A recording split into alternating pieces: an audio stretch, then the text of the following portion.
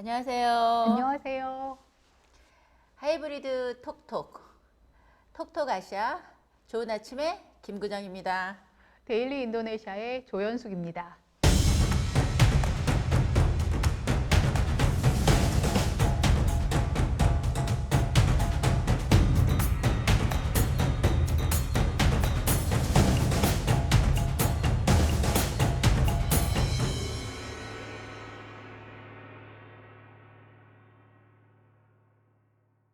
저희가 갑자기 하이브리드 톡톡이라는 말로 인사를 시작했는데, 네, 어, 우리 연숙님은 데일리 인도네시아라고 말씀하셨어요, 그렇죠? 네. 데일리 인도네시아는 어떤 매체인가요?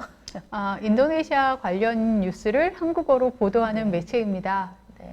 1999년에 시작해서 지금까지 해오고 있습니다. 네, 네. 저는 좋은 아침이라고 인사를 드렸는데, 좋은 아침은 중국에서 99년부터 네, 만들어 온 잡지예요.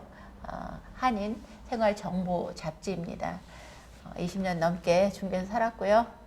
지금 코로나 때문에 네, 우리 2년 전에 와서 지금 아직 못 들어가고 있네요. 우리 연숙님도 마찬가지죠? 네. 네, 그렇습니다. 저희가 그 해외에서 오래 살다 보니까 해외 한인들의 생활을 또 가까이서 밀접하게 바라보기도 하고 또 그 지역 사회, 그 나라의 어떤 사람들의 삶과 또 문화, 뭐 여러 가지 다양한 것들을 저희가 접할 기회가 많이 있습니다. 그런데 한국에서 또 그 아시아를 이해하는데 또 인도네시아나 또 중국을 이해하는데 또 다양한 시각들이 있는 것 같아요. 그런데 저희들이 또 바라본 중국에서 직접 오랫동안 살았던 저희들이 바라본 중국, 또 저희들이 바라본 인도네시아, 또 아시아, 뭐 이런 또 그들의 삶과 한인들의 삶에 대해서 저희가 좀 뭐랄까 좀 깊이 있게 또는 또 가볍게 이렇게 좀 전달을 해주는 것들이 좀 필요하지 않을까 이런 생각을 해서 우리가 연수님하고 같이 이런 방송을 좀 만들게 됐습니다.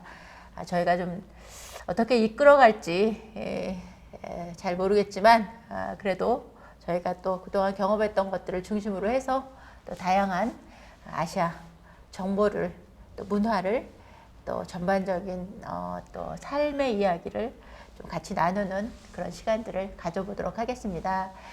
저희가 시작할 때 제가 그 하이브리드라는 말을 썼어요. 하이브리드 톡톡이라는 말을.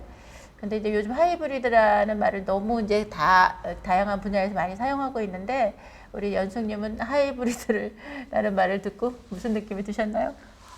저는 A하고 B가 합쳐져서 C가 되는 거. 그러니까 A의 특질, B의 특질이 합쳐져서 좀 더 발전한 C의 어떤 특질을 가지는 건데 저희 해외 이민자들의 삶이 그렇죠. 그런 게 아닌가. 본국에서의 삶, 이제 주재국에서의 삶, 그게 이제 합쳐져서 새로운 형태의 모습들이 나오고 있다는 생각이 들었습니다. 맞아요. 요즘 이제 디지털 환경에서 또 특별히 더 잘 어울리는 용어가 하이브리드라는 용어라는 생각이 드는데 요즘 사회 자체가 그렇게 좀 그 하이브리드적인 것 같아요. 굉장히 복잡하고 또 다양한 어떤 요소들을 또 서로 합쳐서 또 새로운 것들을 만들어내고 또 새로운 가치를 만들어내고 그렇게 해서 또 융합되고 통합되고 이렇게 되는 그런 시대인 것 같습니다. 그런 의미에서 우리 연숙님이 말한 것처럼 우리가 해외에서 살았던 삶 자체가 사실 어떻게 보면 굉장히 하이브리드적인 삶이 아니었나 이런 생각이 듭니다. 그런 의미에서 저희가 하이브리드라는 용어를 좀 사용해 봤습니다. 그런 관점에서 또 통합과 화합과 또 융합 뭐 이런 관점에서 또 그 문화와 또 한국의 문화와 또 다양한 아시아의 문화들이 서로 어떻게 합쳐지고 또 교류되어지고 또 어떤 영향들을 끼쳐왔는지 이런 얘기들을 좀 이렇게 나눠봤으면 좋겠습니다. 제가 우리 연숙님이 데일리 인도네시아에서 요즘 이제 쓰고 있는 거 있어요. 이제 코너가 이제 책이 답하다라는 코너더라고요. 그래서 그걸 제가 보면서 굉장히 아주 재미있게 봤어요. 이렇게 기존의 그 책에 대한 어떤 리뷰 책과는 좀 다르게 우리가 알고 싶은 것, 궁금한 것들을 책이라는 어떤 속에서 이제 그 답을 좀 찾아서 어떻게 얘기하고 있는지를 좀 정리해 주신 것 같은데, 그런 부분에서 오늘은 우리가 좀 그 아시아의 우리가 건축이 사실은 우리의 그 삶과 굉장히 밀접하게 관련돼 있잖아요. 우리 주거 문화와도 마찬가지고. 그런 측면에서 얼마 전에 이제 그러니까 얼마 전에 쓰신 것 중에서 이제 그런 게 있더라고요. 동남아시아 하이브리드 건축 룹고라는 것에 대해서 쓰신 게 있는데, 아마 그게 이제 우리 그 화교 이야기 김종호 교수님이 쓰신 그 화교 이야기 이 책에 나오는 중국과 동남아 세계를 이해하는 키워드 화교 이야기, 이 책에 나오는 얘기들을 이제 중심으로 정리를 좀 하신 것 같아요. 그래서 오늘은 동남아시아 역사 속에서 사실 식민 역사를 이제 빼놓을 수가 없는데, 그런 뭐 우리나라도 마찬가지고요. 그런 것과 이제 이것이 어떻게 이제 우리가 삶 속에서 건축이라는 어떤 양식과 주거와 어떤 경제 생활과 이런 것들이 같이 이제 연합되면서 어떻게 그 삶 속에서 좀 그 뿌리내리고 있는지, 이런 것들을 한번 살펴보는 것도 의미가 있을 거라는 생각이 듭니다. 그래서 그런 것하고 관련돼서 오늘 좀 얘기를 좀 나눠보면 좋겠어요. 근데 어떻게 이제 그거 쓰시면서 왜 무엇이 좀 궁금하셔서 이 책을 가지고 이제 그 룹고, 우리로 얘기하면 숍하우스죠. 네. 영어로 얘기하면 숍하우스고, 우리 한국말로 얘기하면 상가주택이라고 할 수 있을 것 같은데, 그걸 어떻게 쓰시게 됐는지 좀 잠깐 얘기 좀 해주시겠어요? 인도네시아에 처음에 갔는데 그 상가가 다닥다닥 이렇게 일렬로 붙어 있고, 그 앞에 이렇게 복도 회랑, 그러니까 여기 용어로는 베란다인데 우리말로는 복도, 그러니까 외부 복도가 있고, 그 안에 이제 다양한 상점들이 있고, 이제 창고도 있고 사무실도 있고 이런데, 그 모양이 굉장히 독특했어요. 근데 독특했고, 또 싱가포르를 가보니까 그게 좀 더 다양한 형태로 발전돼 있는 거 보면서, 이런 건축물들이 왜 나왔지? 이건 어디서 유래했지? 라는 생각을 하게 되면서 이제 들여다보게 되었습니다. 아, 그렇죠.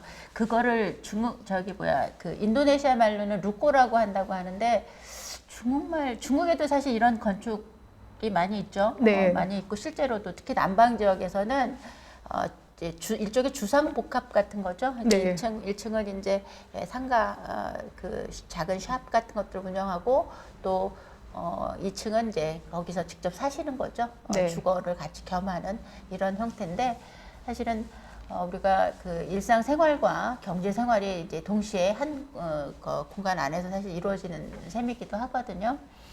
이런 거하고 관련돼서 이런 양식을 페라나칸이라고 하더라고요. 이거는 어떤 의미에서 페라나칸이라고 하게 된 건가요? 이제 페라나칸은 이제 인도네시아 말레이어 쪽에서 나온 말인데, 안악은 말 그대로 자식, 자손, 후손 이런 뜻이고요. 뻐르, 그다음에 그러니까 안악에다가 뻐르 뒤에 어미 안이 붙어가지고 페라나칸이 됐는데요. 그래서 후손이란 뜻이에요, 쉽게 말하면. 근데 네네. 이때 후손은 중국계 후손을 말하고요. 이 사람들이 이제 식민지 시대, 그러니까 우리가 말하는 그 18세기, 19세기 식민지 시대의 그런 문화들, 그런 문화들의 주체예요. 그런 문화들을 만들어낸. 그래서 지금까지 우리가 싱가포르에 가서 페라나칸 문화, 싱가포르의 전통 문화 이렇게 느끼는 것들은 우리가 이제 분류를 할 때 페라나칸 문화라고 분류를 하고요. 이제 이 사람들이 살았던 대표적인 모습이 그 숍하우스인 거예요. 그 대표적인 건축. 그러니까 이분들이 장사하고 이제 작업장으로 쓰고, 또 그 위에 있는 위에서 제 주거하고. 네, 그렇죠. 아마 이런 양식이 이제 그 많이 남아 있는 곳 중에 하나가 또 싱가포르라고 알고 있는데, 그쵸? 네. 이제 중국에서는 이걸 이제 상하 점주, 상하 띠엔주 이런 식으로 이제 얘기를 하는데, 저목이라도 불리기도 하죠. 네, 주상 복합 이제 건축 양식인데, 사실 이제 이걸 보면서 그러면 이런 건축 양식 이런 것에 좀 시작은 어디서부터 이렇게 좀 되었을까라는 게 되게 궁금하거든요. 아마 그런 궁금증에서 또 이걸 또 내용을 좀 정리하신 것 같은데 어디서부터 유래가 된 거예요? 글쎄, 그러니까 이 책, 화교 이야기에서 화교 이야기를 중심으로 말씀드리겠습니다. 화교 이야기에서는 중국 남동부 해안가에 있던 주택 양식이라고 그러니까 건축 양식이라고 나와요. 그러니까 이제 1층은 상점이나 작업실로 사고 해안가에 이제 항구 지역에서 1층은 상점이나 작업장으로 쓰고 2층은 이제 주택으로 주거용으로 쓰고 그러니까 아무래도 해안가는 무역 내지는 이런 것들이 활발하다 보니까 이제 물건이 들어오고 그 물건을 지켜야 되고 뭐 이러다 보니까 나온 일인 것 같아요. 근데 그것들이 이제 중국인의 이주와 함께 같이 동남아 지역으로 이렇게 확산이 돼서 동남아 지역에서 이제 거주 지역이 그러니까 그런 건축 양식을 도입을 했고 네. 이제 그게 서양에서 그러니까 동남아시아 지역의 환경 있잖아요. 고온 다습한 환경에 맞춰서 이제 지붕이 넓어지고 외부 공간으로 그다음에 이제 서양 건축 양식이 좀 가미돼서 장식이 좀 생기고 그렇게 해서 지금의 형태가 만들어졌다고 이제 이 책에는 설명합니다. 그렇죠. 사실은 이제 요즘은 거기 양식에서 좀 특징적인 게 좀 어떤 걸 또 들 수가 있을까요?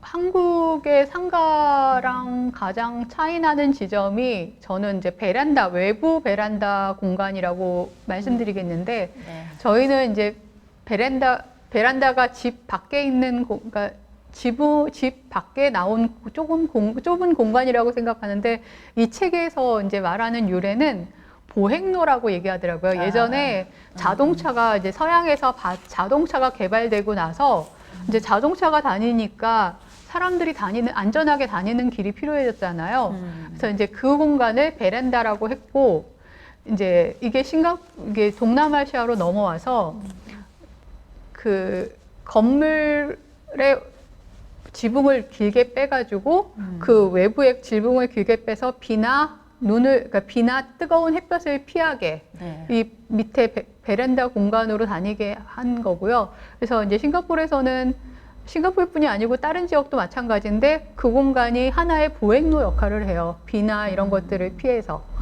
그래서 근데 그게 상가들이 발전하면서 그 네.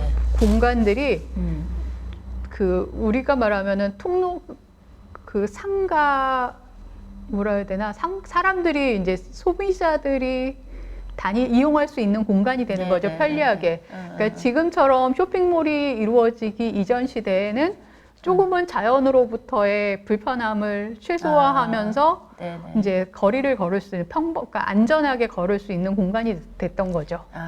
그거를 그런 식으로 그런 공간들을 이렇게 조성을 해놨군요. 네. 네. 그럼 그 베란다라고 우리가 소위 알고 있는 그 베란다는 뭐 어디서부터 유래된 거예요?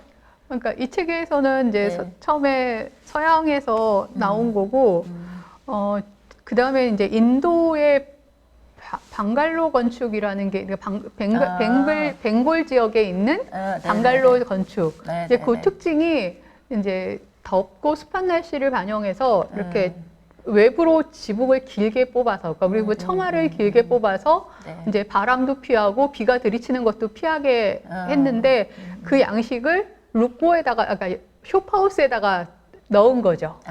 그렇구나. 예, 그러니까 저희 한국도 그렇고 중국도 그렇고 인도네시아랑 비교하면 처마가 길지 않아요. 그래서 저희 처음에 인도네시아에 가서 처마가 되게 길게 뽑아진 게 왜 그런가 그런 생각을 했어요. 차 타고 지나가면서. 그래서 딱 생각해 보니까 이렇게 햇볕이 들어올 때 훨씬 깊이 들어오기 때문에 이제 햇볕을 차단해야 되고 그렇구나. 비도 정말 세게 들이치거든요. 그래서 비를 차단해야 되니까 이게 처마가 길어졌더라고요. 근데 이제 그게 주상복합 건물까지 들어간 거죠. 아, 그렇구나.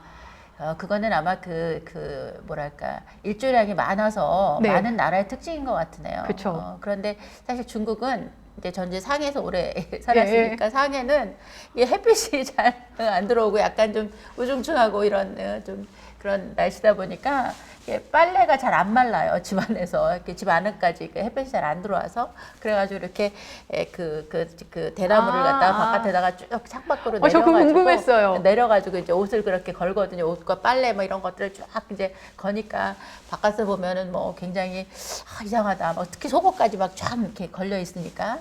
근데 사실 그게 일조량하고 관계가 있는 거예요. 또 그쵸. 이제 뭐랄까. 우기가 많고 또 햇빛이 많이 이제 이렇게 집 안까지 들지 않으니까 그런 것도 삶의 지혜인 거죠. 네. 그렇군요. 거기는 너무 햇빛이 들어서 문제인 거네요. 그래서 이렇게 길게 그 처마를 내리듯이 내리는 거네요. 네, 그렇군요. 그렇군요. 네. 그런데 이제 이런 어떤 것들이 뭐랄까 주상복합이죠. 일종의 그 샵하우스들이 해외 동남아시아에서도 약간 중국인이 거주하는 지역이 많다고 이제 제가 알고 있거든요. 그건 물론 이제 중국에서도 이제 유래 자체를 사실 중국 기원설도 있으니까 중국에서부터 간 것이다 이런 것도 있으니까 그렇긴 한데 또 그 부분에 대해서는 어떻게 좀 그 책에서는 얘기하고 있나요? 그러니까 처음 중국인 이주자들이 이제 18세기, 19세기에 중국인 이주자들이 많이 내려오는 시기가 있어요. 그러니까 제국주의 국가들이 플랜테이션이나 광산 개발을 막 하고 제조업을 동남아시아에서 이제 물건을 만들고 이럴 때 노동력이 부족하니까 중국 사람들을 대거 이주시켜요. 근데 그 사람들이 내려와서 그곳에서 이제 집단적으로 도심에서 살게 되다 보니까 이제 그들을 수용할 수 있는 공간으로서 이제 주거 형태로 발전한 게 이제 그거는 이제 두 번째 사례고 그보다 앞에 사례는 처음에 주상복합 건물이 나타나는 게 그 해안가 무역하는 지역이에요. 그러니까 처음 중국 상인들이 이제 명나라 시대부터 이렇게 정화 이야기 다 아시죠? 네. 명나라 시대부터 이렇게 중국 상인들이 다니면서 그 사람들이 이제 이제 정착을 하는 거죠. 현지에서 무역을 하기 위해서. 그래서 그 사람들이 이제 자기의 살던 곳에 건축 양식을 도입하고 그게 이제 정착이 되는. 그래서 첫 번째는 그 14세기, 15세기 무역 상인들이 만들어내는 공간이었고 이제 18세기, 19세기에 식민지 하고 대량 이주가 일어나면서 노동자들의 대량 이주가 일어나면서 또 한 번 중국인 중심의 공간들이 만들어지는 그리고 이제 싱가포르 같은 경우는 이제 아랍 거리, 인도 거리 이런 것들이 있는데 이제 아랍이나 인도에서 온 사람들도 그런 그 숍하우스 양식을 차용해서 주거를 만들어내고 그 공간들의 이제 외벽에다가 자기네 어떤 아랍이나 인도 문화를 상징하는 것들을 이렇게 붙이면서 이제 공간이 이제 싱가포르 가보신 분들은 알겠지만 차이나 거리, 뭐 인디아 거리, 아랍 거리 같은 것들이 형성되는 거죠. 아, 그렇군요. 네네네. 근데 이제 이런 양식이 이제 싱가포르도 잠깐 얘기하셨지만 싱가포르, 인도네시아 외에도 동남아시아 이제 여러 지역에 이렇게 퍼져 있는 걸로 알고 있는데 어떤 도시에서 주로 볼 수 있을까요? 동남아시아에는 거의 다 있는 것 같아요. 대도시, 그러니까 인구 밀집 지역에서는 거의 다 있는 것 같아요. 뭐 홍콩, 싱가포르, 마닐라 이런 데도 다 있다고 나오거든요. 그리고 이게 이제 오히려 수출했던 본국으로 더 역수출이 돼서 중국의 남부 해안 도시에서도 많이 그런 형태들이 그러니까 최근에 건설되는 형태들이 그렇게 나온다고 하더라고요. 그렇죠. 남방 지역 하면은 뭐 특히 이제 화교하고 연관돼서는 광동 지역 이제 광저우죠. 광저우랑 후저우 그 절강성 후저우나 복주나 뭐 이런 지역에서 이제 시아먼이나 이런 지역에서 아마 그런 것들을 많이 볼 수 있는 것 같아요, 보니까. 네. 이게, 네, 그러면 이런 양식들이 오늘날에는 우리나라도 그렇고, 뭐, 어떤 형태로 좀 이렇게 변화, 발전되어 가고 있는 걸까요? 네. 저는 인도네시아에 살았으니까 이제 인도네시아를 먼저 예를 들게요. 그러니까 아무래도 이제 상가랑 사무실이 이렇게 여기 작은 소규모 수공 제조업도 이루어지거든요. 공장. 소형 소규모 공장도 이제 이 숍하우스에서 일어나니까 주거지로서는 조금 이제 별로 편안하진 않아요. 그러고 이제 아파트들 많이 생기잖아요.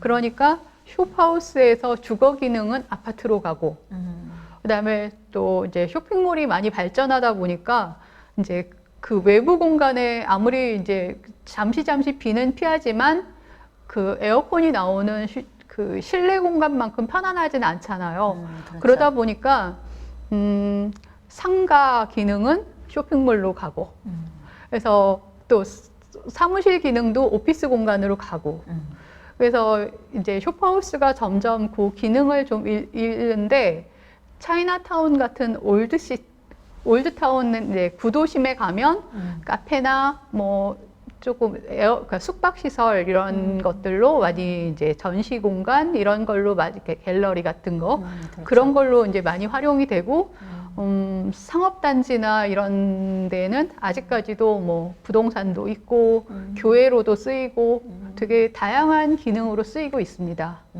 그리고 싱가포르 같은 경우는 이제 보면 이제 그 상가들을 그러니까 그 숍하우스를 잘 보존을 해서 그 안에는 굉장히 많이 바뀌었더라고요. 그 개조를 해서 사무실이나 무슨 호텔로 쓰기도 하고 그런 다양한 기능으로 가는데 어쨌든 장기적으로 그러니까 점차적으로 쇼핑몰, 이제 오피스 빌딩, 그다음에 아파트 이런 식의 현대 건축물의 기능들이 빠지는 것 같아요. 그렇군요. 네네. 저도 이제 그 오래전에 제가 일본에 이제 여행을 좀 갔을 때 제가 아는 분 그 집에 이제 머문 적이 있는데 그게 이제 그 지금 말씀하신 그런 숍하우스 형태였어요.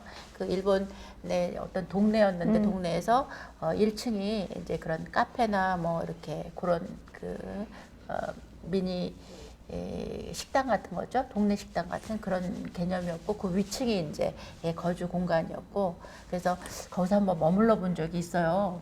그러니까 아마 그러니까 좀 이제 뭐랄까 인구는 밀집돼 있고 여러 가지 이제 경제 활동과 이제 주거와 여러 가지를 좀 동시에 할 수 있는 이런 공간들이 아마 과거에는 많이 이제 활용이 됐었다는 생각이 드는데 요즘은 이제 이게 좀 훨씬 더 좀 약간 대형화되고 있는 거죠, 그렇죠? 이렇게 뭐 오피스텔이나 이런 데 보면은 주상복합 건물 그래서 네. 1층은 뭐 거의 이제 상가로 뭐 아무튼 사람들이 이제 근접하기가 좋으니까 그리고 위층은 이제 또 주거 공간이 이제 같이 병행되고 사무 공간도 같이 병행되고 이러면 어쨌든 이제 사람들이 밀집해서 또 굉장히 그 생활의 편리를 한 곳에서 집중적으로 누릴 수가 있으니까 되게 좋은 것 같습니다. 근데 어차피 이제 이런 것들도 어떻게 보면 이제 특히 동남아시아 지역에서 이런 것들이 좀 이렇게 많이 보여지는 거는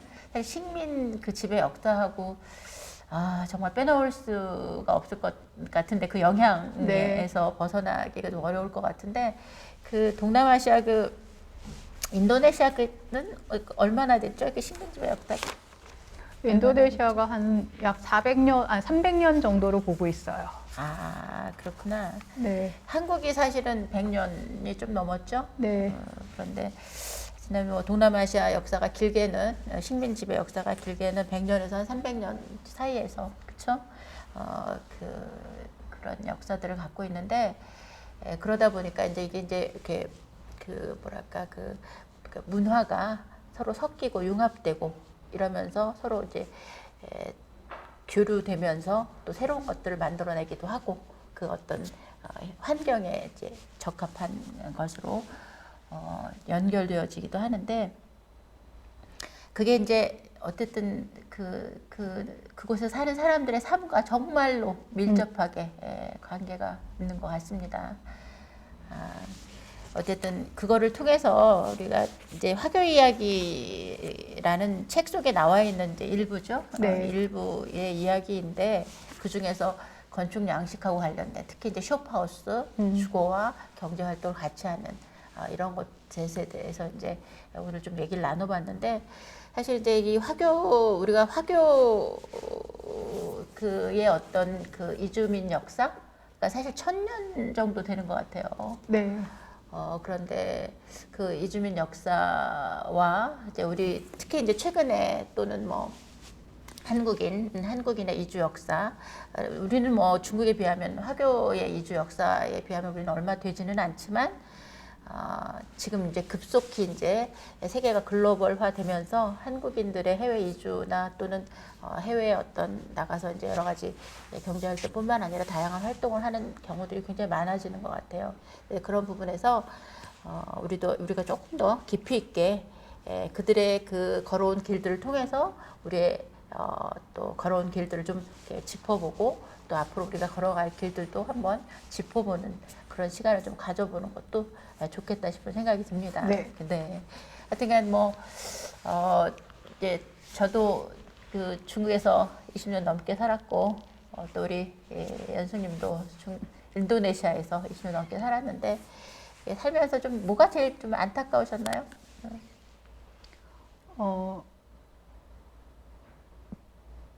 그러니까 뭔가 한국 거를 자꾸 놓치는 느낌? 그러면서도 인도네시아 거를 충분히 습득하지 못하는 느낌.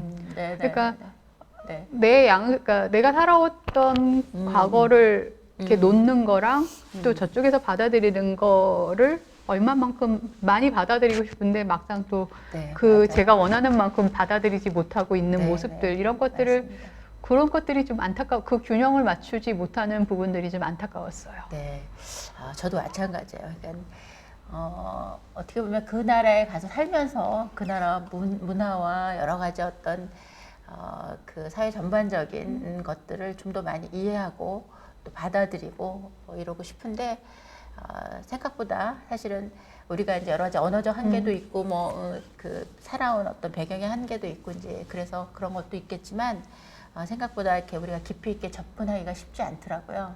그래서 좀 약간 뭐랄까요? 약간은 좀 이렇게 붕 떠 있는 이렇게 우리가 그곳에서 해외라는 곳에서 사는 것 자체가 사실 네. 이방인으로서의 삶인데 그 속에서 다시 또 이제 네. 어떤 다시 또 이렇게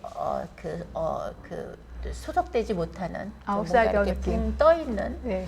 그런 어떤 어떤 뭐랄까 그런 걸 느꼈거든요. 저도. 그래서 좀 안타까움이 있었어요. 이제 중국을 더 많이 좀 알고 싶다라는 마음은 있는데 또 생각보다 우리가 이해할 수 있는 이제 폭이 너무 좁고 또 그러면 이제 그곳에 사는 한국인들이 또 그런 부분에 대해서 똑같이 이제 좀 한계를 좀 느끼고 있는데 사실은 이제 그 나라와 또 또 한국인으로서 어떤 정체성 같은 것에서도 또 우리가 또 약간 또 혼란을 느끼는 부분도 없잖아 있고 또 국제 결혼을 한 또 커플들도 많아지다 보니까 또 그 다음 세대들은 더더군다나 그런 어떤 정체성이나 이런 부분에서 혼란을 많이 갖게 되는 것 같아요. 이런 것들을 또 우리가 어떻게 하면 조금은 좀 거리를 좁혀볼까 이런 부분에서 좀 고민이 많습니다. 우리 연수님도 똑같을 것 같아요. 그렇죠? 네. 근데 우리가 이제 그 톡톡 아시아 톡톡이라는 이름으로 하이브리드 뭐랄까 하이브리드 3.